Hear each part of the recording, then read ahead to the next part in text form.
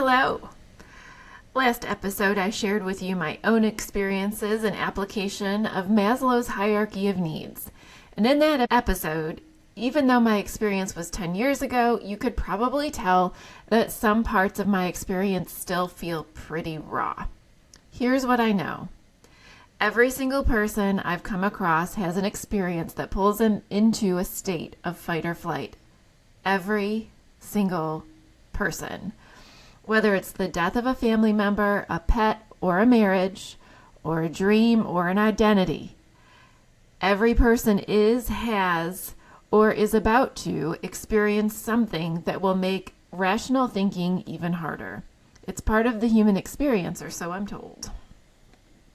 Now take all that stress and add on top of the current geopolitical stress and 24/7 information exposure. And then add the aspects of our modern indoor life, which also have measurable effects on autonomic activation, cortisol regulation, sleep regulation, and inflammatory load. It's no wonder why people cannot agree. No wonder why we are divided, and no wonder why we are all outraged, stressed, anxious, and quite frankly, unhealthy. Today's episode is going to break down the parts of modern life that are making regulation harder, and then I'm going to give you free ways to regulate your nervous system so that we can start to think rationally again. You're listening to Beyond the Visible, the podcast where we refuse to accept surface-level explanation for why people are struggling. Because outrage isn't random, division isn't accidental, burnout isn't weakness. They're all physiological. Here we look at the nervous system beneath the noise, and we talk about how to reclaim regulation in a world that keeps pulling us into fight or flight. I'm your host, Michelle Hill, medical speech-language pathologist, advocate, and your guide as we build nervous systems strong enough to think clearly, connect deeply, and act intentionally. Today we're breaking down how modern life is amplifying sympathetic activation and the free, accessible ways you can retrain your system. Now let's go beyond the visible together. But first, a little disclaimer.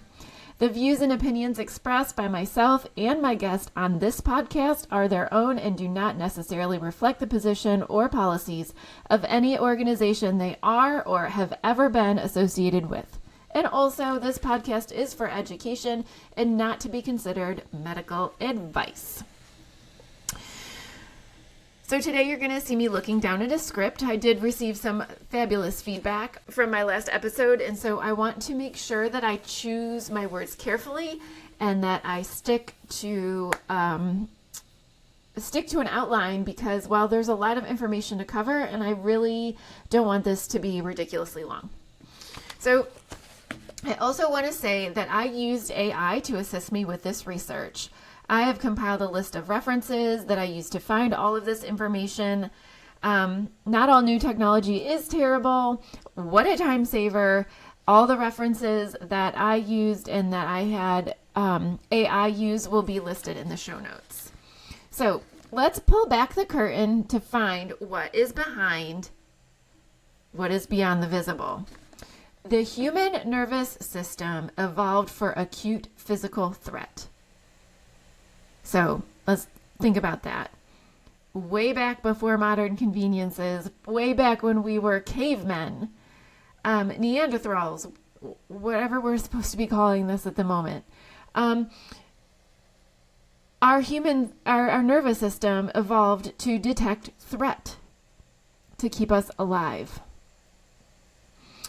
It evolved to detect against predators like lions and tigers and bears and wolves, also other humans, also Mother Nature, those types of physical threats. It did not evolve for constant information threat.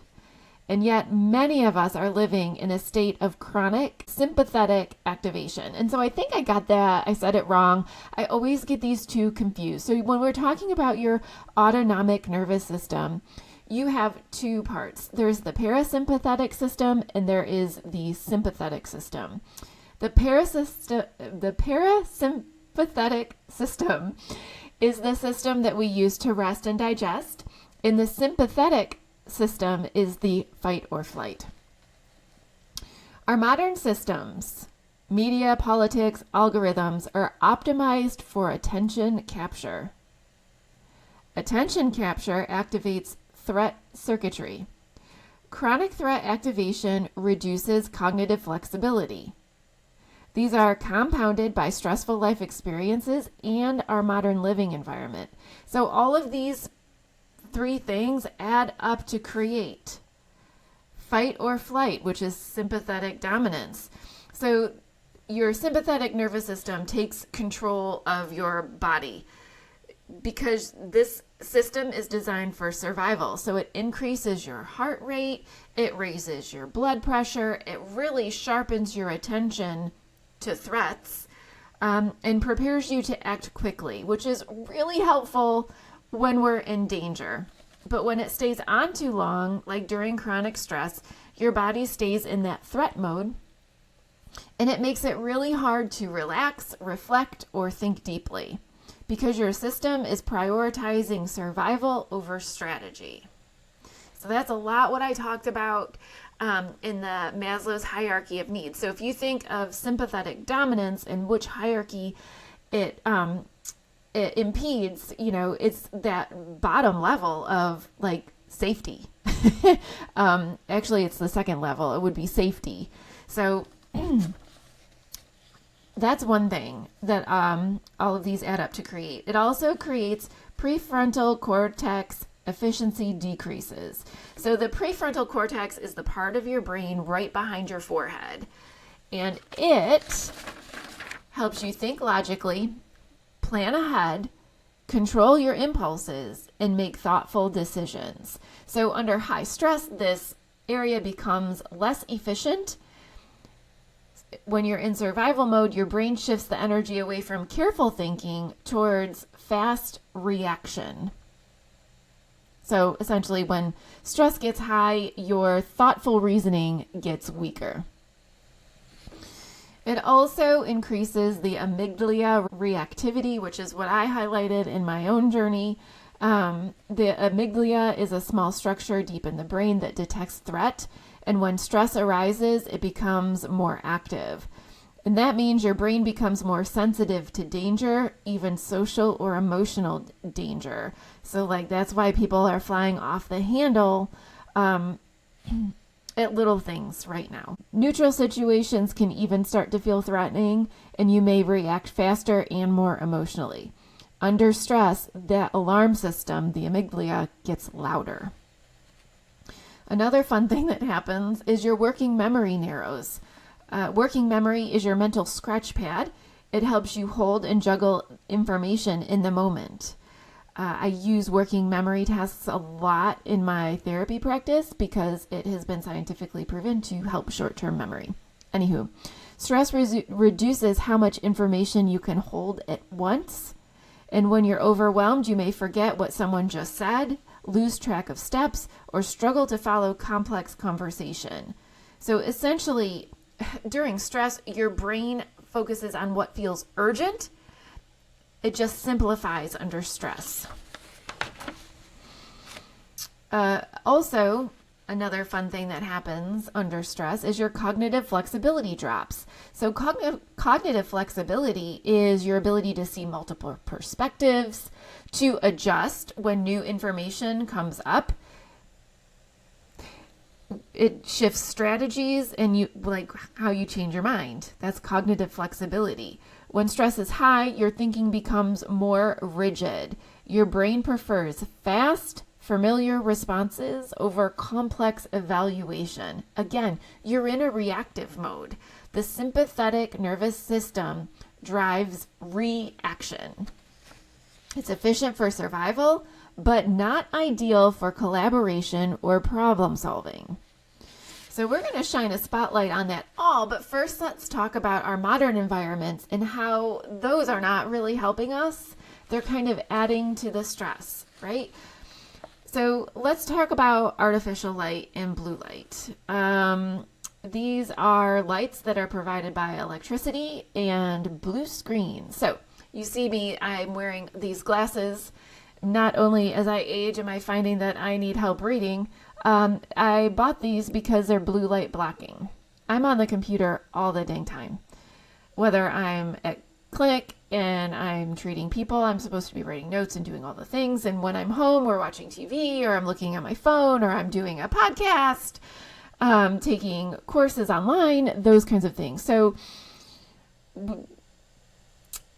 a lot of places sell blue light blocking glasses. I highly recommend, because physiologically, artificial and blue light suppress melatonin, which is what you need for sleep, delays your circadian rhythm. So that circadian rhythm is when your body tells you that you're tired and when your body tells you to wake up. It also elevates evening cortisol, which makes it harder to go to sleep. It impairs sleep depth because that high cortisol actually is what wakes you up at night. And it increases your sympathetic tone. So it just kind of feeds that sympathetic nervous system. Some evidence that I found: Harvard Medical School researchers showed that blue light exposure at night suppresses melatonin roughly twice as long as green light and shifts circadian rhythm significantly. And then the National Institute of Mental Health found research that links circadian disruption to increased anxiety and mood regulation, which makes sense, right? When I don't sleep well, I can't regulate my mood. In fact, I am quite grumpy. You can ask the people that know me. There's also a review in the Lancet Psychiatry that links chronic circadian misalignment to higher rates of anxiety and depression, right?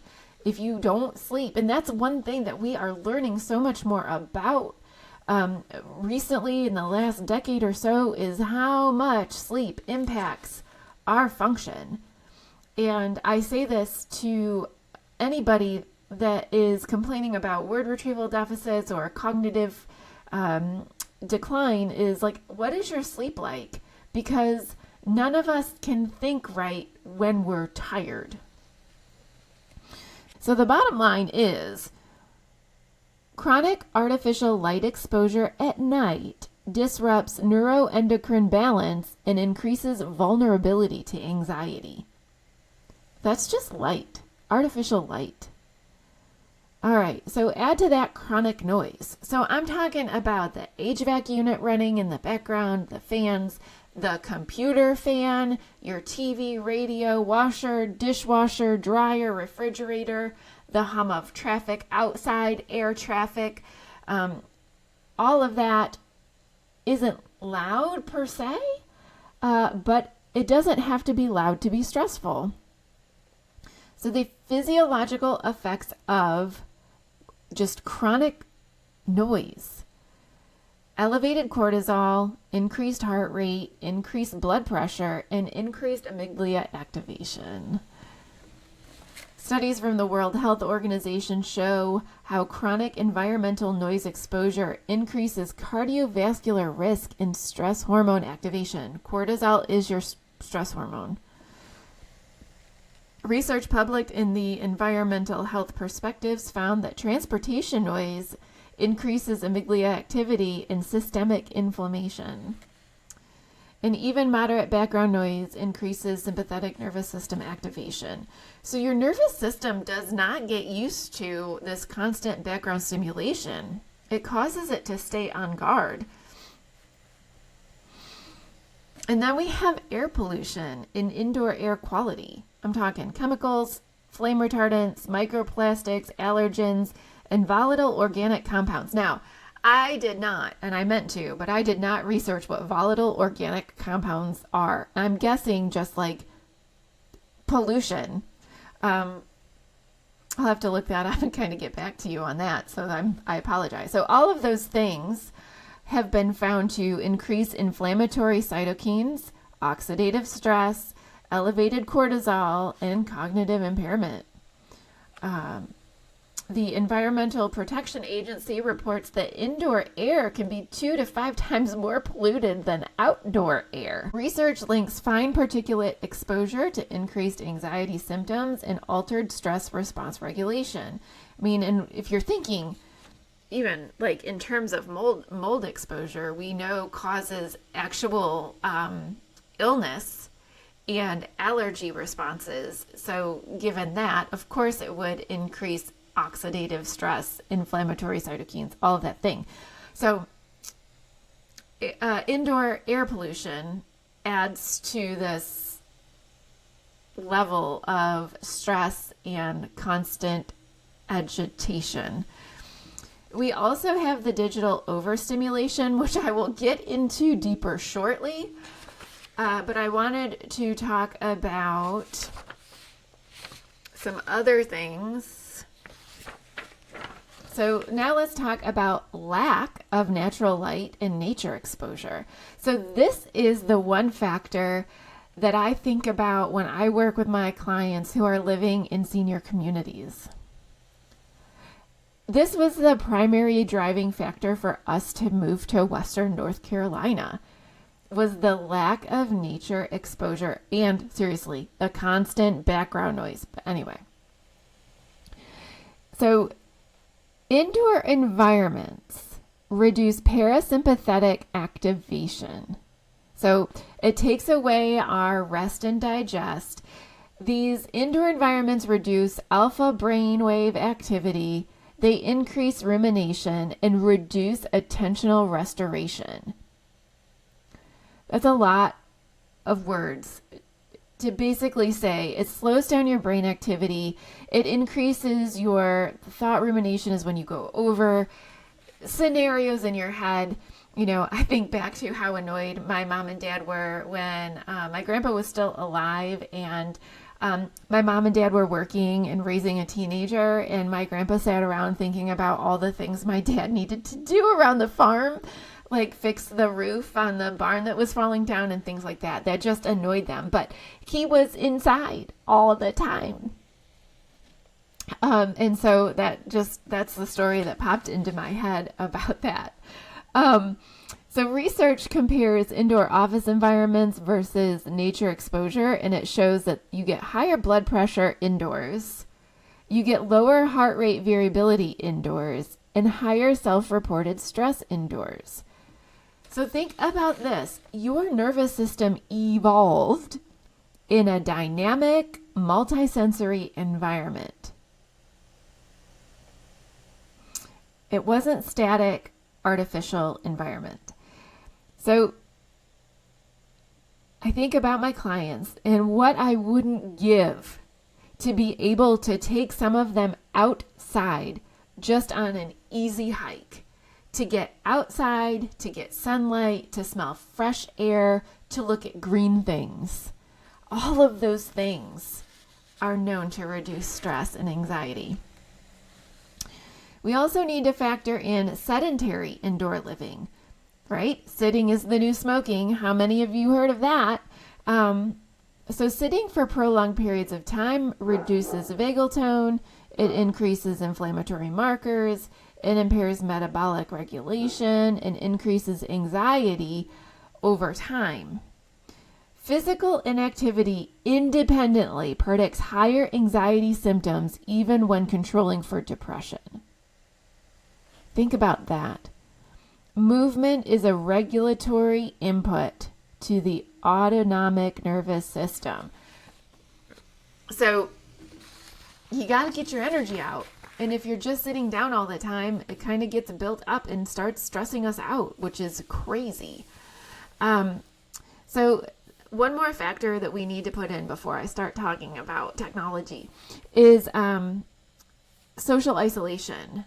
And this is a very serious health risk. In fact, it's one of the terms that I put in my clinical documentation to justify therapy services, right? Anytime we have social isolation, we have cognitive decline. Anytime we have social isolation, we have a huge risk for cognitive decline. Even if you're digitally connected, loneliness increases cortisol, It increases sympathetic activation. It raises your blood pressure and alters your immune signaling. Chronic isolation is associated with hypervigilant threat detection patterns in the brain. We get so focused on being alone that even the thought of another person being present puts us on alert. All right. That was a lot. Let's get a drink.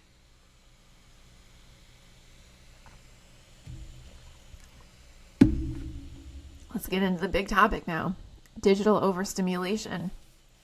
It's become one of the biggest drivers of sympathetic activation and one of the factors that I brought up in my last episode. And this is what research found happens to our bodies because of this. Digital overstimulation.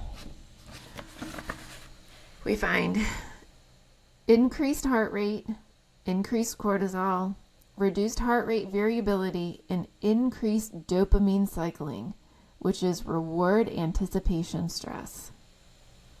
Studies show smartphone notifications increased heart rate variability suppression, which is sympathetic activation. Social media exposure is associated with higher cortisol awakening response in adolescence. The constant task switching increases stress hormone release and reduces executive function efficiency. All right, let's go over that last one because I work with executive functioning a lot. Most people don't understand it. I think I've covered this before, but let me go over it one more time. So we go back to that hierarchy triangle. Executive function is really maybe not the top, but underneath the top. An executive function is our ability to use our attention and our memory and our ability to sequence and problem solve and reason and inference. Be able to use all of those separate abilities to function. That's what executive function is. Like, we use all of those things in order to plan our day and make sure that we're on time and make sure that we, turn off the stove when we're done cooking so that we don't burn down the house, that kind of thing. That's executive function. Okay. So digital overstimulation and that constant task switching, right? It's alternating attention is what it is, but it's what we've been forced to, multitask. Multitasking increases stress hormone release and reduces executive function efficiency. Wow. All right. So this is what happens. Your brain interprets the unpredictability of the notifications, right? You get that ding on your phone from, mine is Redfin lately because we're looking at houses, right? So my phone is on and I get an alert from Redfin saying that a house that I saved had a price drop. And what does my brain do? No matter what I'm doing, my brain goes, oh, which house is it? So I have to pick up my phone and look. That's the unpredictability. Which house is it? Oh my goodness. Am I going to lose out? It's our brain, right? So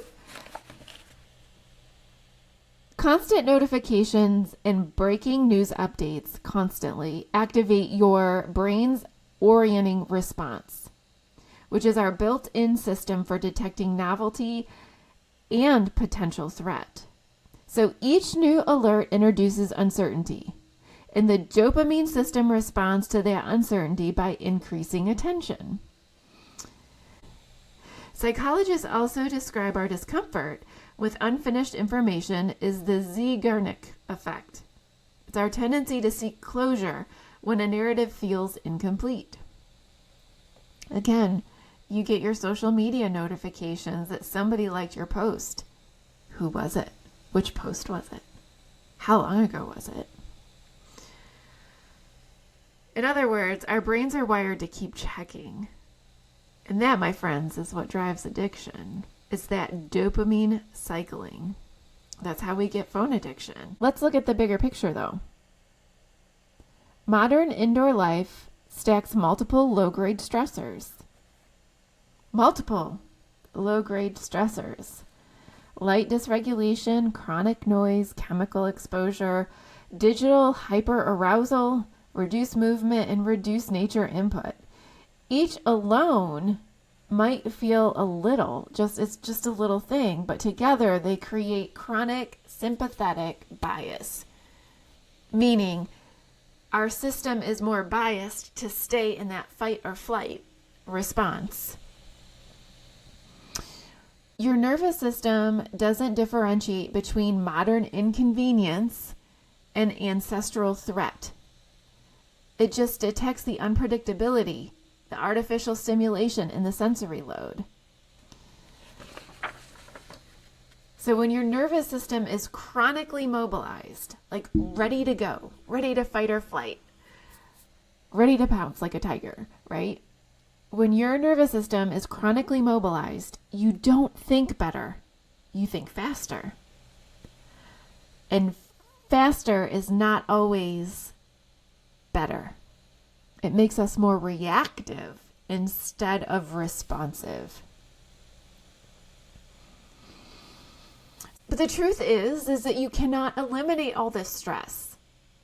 I mean, we can do our best to modify our environment, like blue light blocking glasses, going outside regularly to inhale fresh air and see green things and smell the trees and the dirt. We can do those things, and we can put down our phones and turn them off. But the goal is not to eliminate the stress.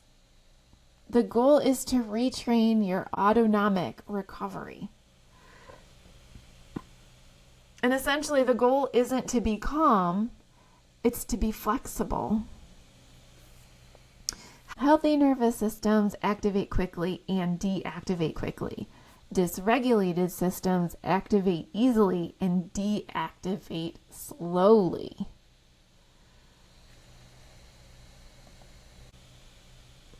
When your nervous system is in fight or flight, your brain prioritizes survival over synthesis.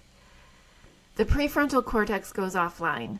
The amygdala takes over, and you react instead of reason. And in a world filled with constant political stress and outrage cycles, the state can become chronic, and it has. For a lot of people, it has. But here's what the research shows. Your autonomic nervous system is trainable. Hey, you can increase your vagal tone, and I need to do more research on vagal tone. It's a thing that's been popping up probably over the last 5 years. I really haven't paid that much attention to it, but it is important because the vagus nerve controls a lot of our body's systems.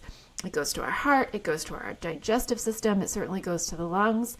And I work with that nerve a lot because it goes to your vocal folds and activates your voice, and it also affects your swallowing. So this whole idea of vagal tone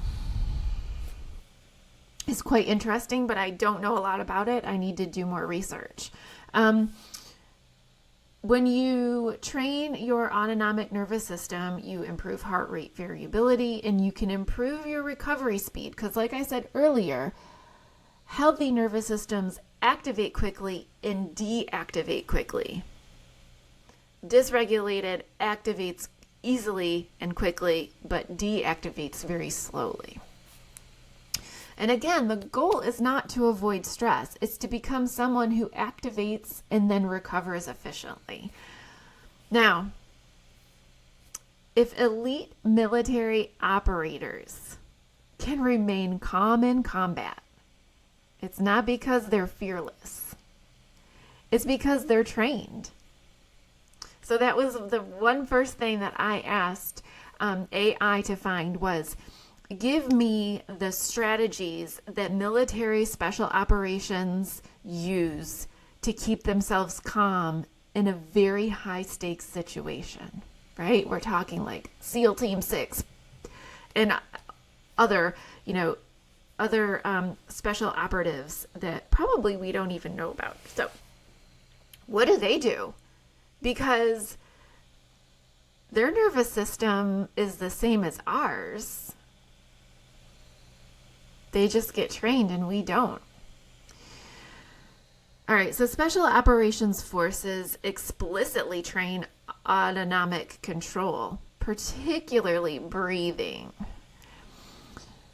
in order to regulate heart rate, maintain cognitive clarity, and prevent emotional hijacking under threat. Regulation isn't a personality trait. It's a trainable physiological skill. And I think that's probably the coolest thing ever. So I asked AI to generate a list of research-backed, non-pharmaceutical interventions. None require prescriptions, and most of them are free. Are you ready to get into it?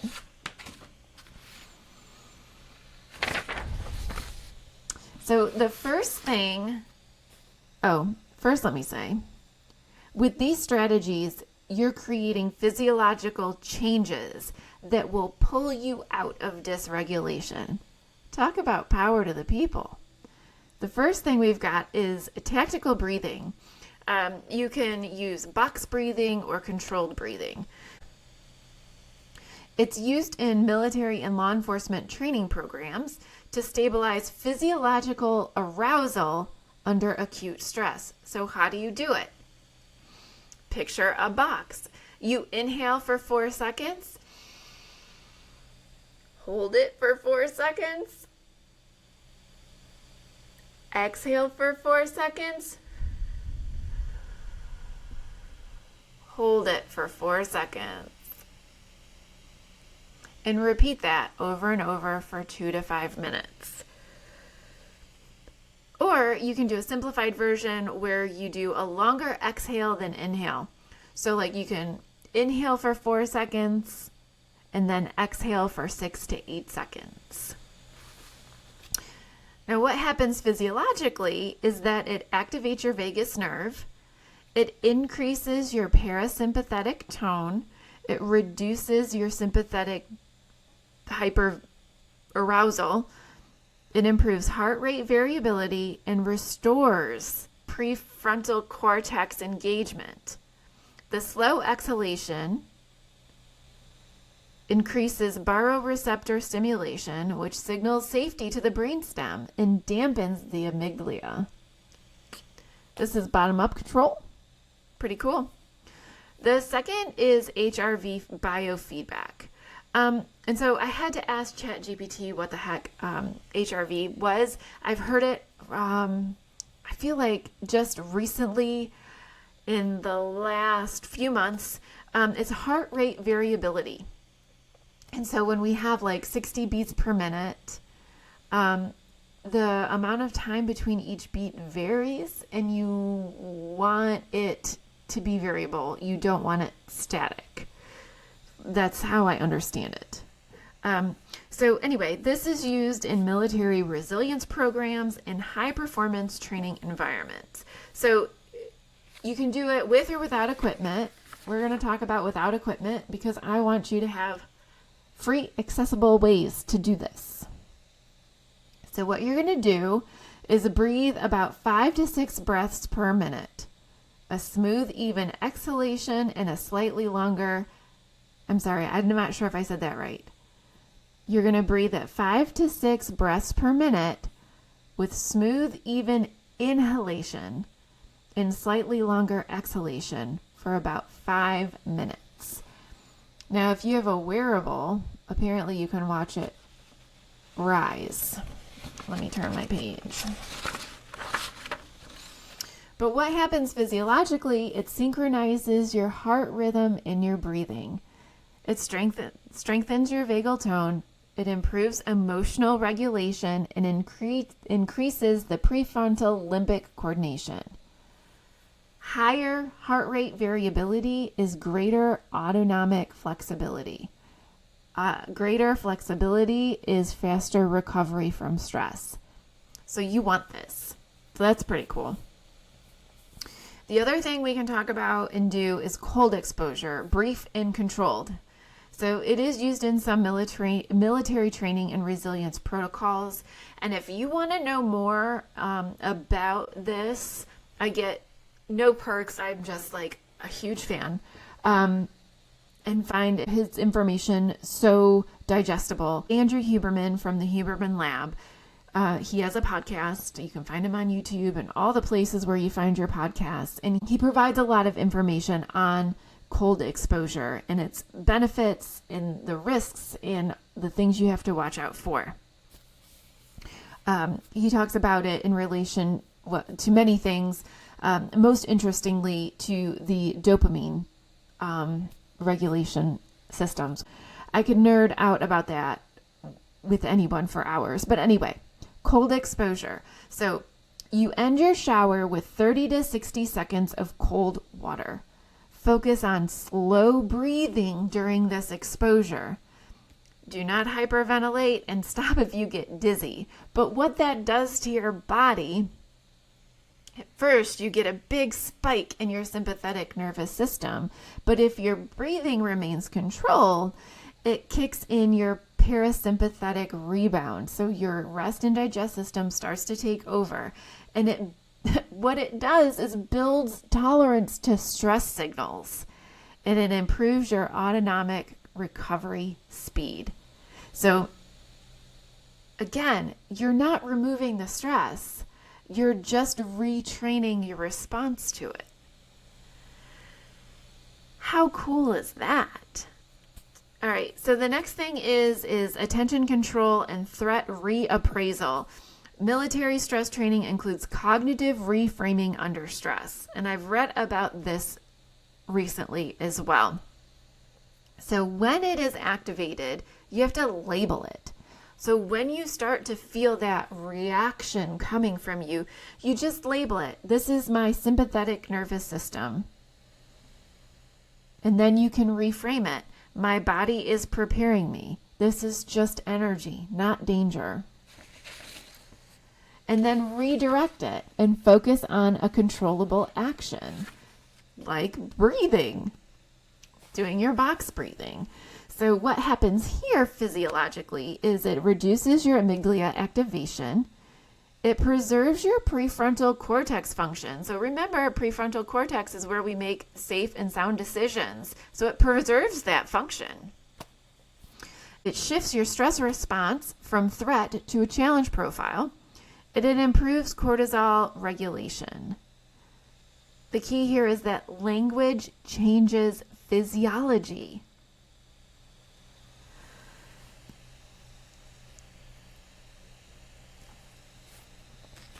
So another thing that we can do, and this is my favorite, is your environmental regulation, forest exposure. It's been extensively studied in Japan, called Shinrin-yoku. I can't remember which one. Forest bathing. It sounds a little woo-woo, but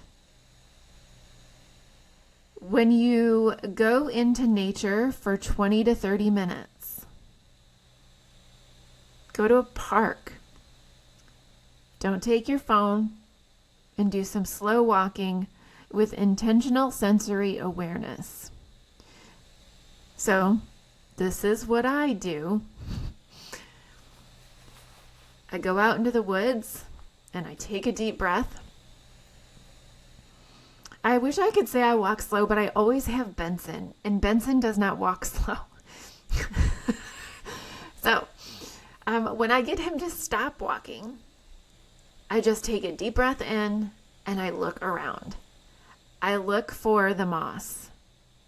I look for cool fungus. I look at the rocks. I put my hand on the rocks. I put my hand on the trees. I look at the leaves. I like to rub the bark on the tree. I like the way that feels on my hands. I look at the dirt. I smell the pine needles or the mud. What else do I do? Oh, I listen. I listen for the birds. I listen to the leaves rustling in the trees. I listen for the squirrels. As I'm doing all of that, as I'm like just trying to take in all the sights, all the smells, all the sounds, I really honestly say in my head, and I've actually started doing this, is like I'll put my hand on a rock or a hand on the tree and I'll say, thank you so much for this day. Thank you for this great hike. Thank you for all the beautiful things that you give to me. And I just give thanks to nature. It is quite amazing to me how much it does for me, and it is free. I mean, I guess it costs gas to get there. But boy, oh boy, is that one of the best things we have done for our health and our mental health, is to be closer to nature. We moved closer to nature because we knew that we needed to be able to go. And I cannot tell you how incredibly freeing it is to be able to clock out from work, rush home, change my clothes, grab a snack and a refill of my water and the dogs, and go. It's pretty great. And it does a lot. When you go out and you do this nature walk, it lowers your blood pressure, it decreases cortisol, it reduces the amygdala activity, and it increases your parasympathetic tone. So again, when we're talking about you want to be able to activate it and deactivate it quickly, when we're talking about increasing your parasympathetic tone, that means you can deactivate that stress response really quickly. This is all measurable. References will be in the show notes. It's all measurable. It's not spiritual, although if you have a spiritual element, I'm sure that helps. It's biological. We're talking neurobiology here.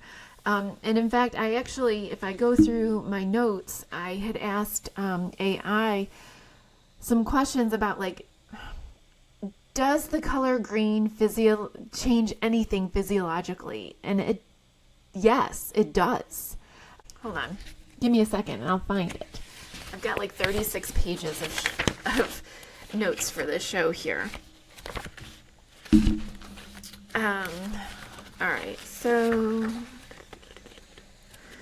visual exposure to green environments have been found to reduce blood pressure and decrease heart rate.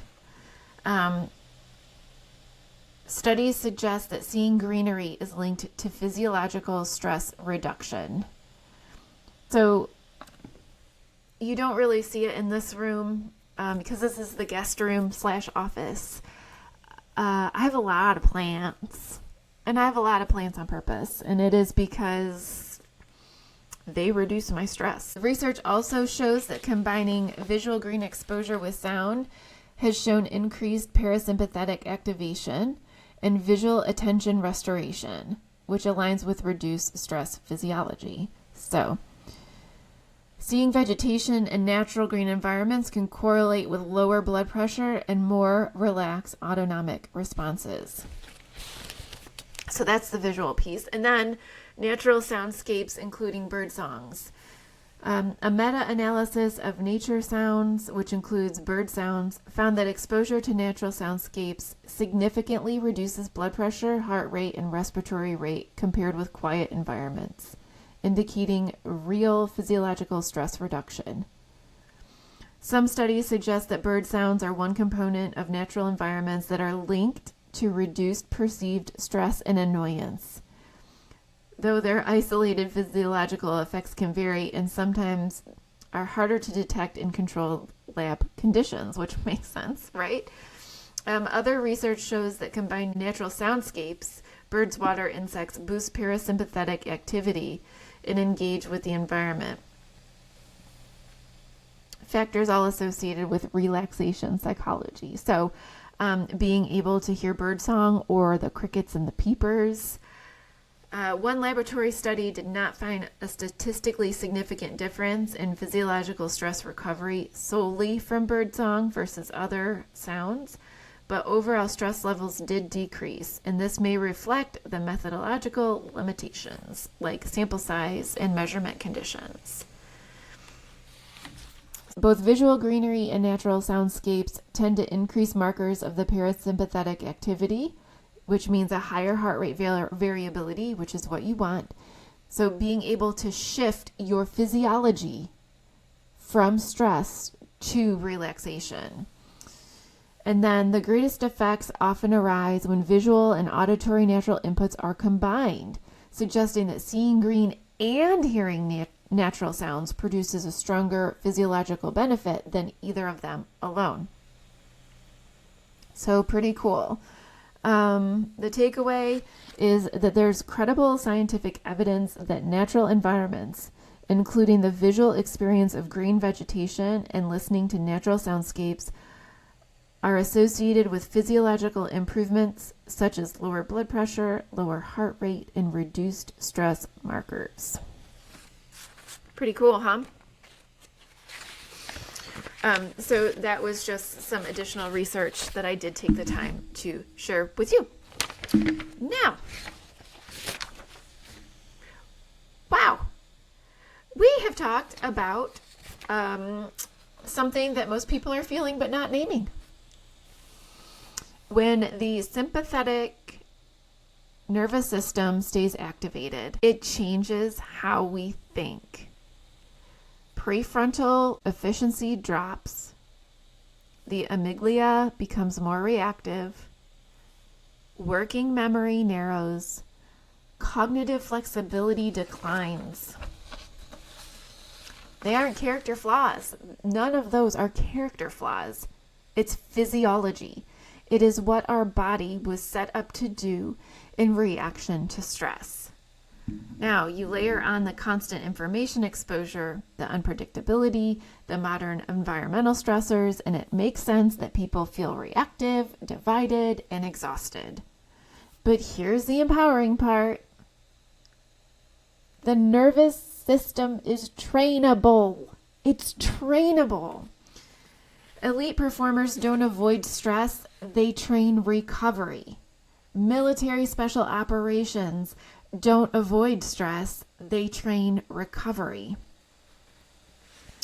Breathing can shift vagal tone, heart rate variability can be strengthened, exposure to nature can lower your stress hormones, and cognitive reframing can preserve prefrontal function. Regulation isn't weakness, it's capacity. And if we want clearer thinking, better conversations, and stronger communities, it starts with strengthening these systems that makes rational thought possible. You don't have to live in constant fight or flight. You can train your way out. Cool, right? It's so empowering, and I have to try really hard to keep my tone neutral because this does make me so excited, but that in itself can be dysregulating to my listeners. So I had to really work hard at not being too excited about it. But man, how cool is it that we have such amazing tools available for free, non-pharmaceutical tools that we can use to pull ourselves out of that fight or flight response and into a calmer rest, digest, respond level of being. Wow. So thank you for listening to Beyond the Visible, where we look at past behavior and into the biology that is shaping it. If this episode resonated with you, please share it with somebody who feels overwhelmed but doesn't know why. Until next time, regulate first, respond second, so you can actually understand what to make of the stuff we have beyond the visible. See you next time.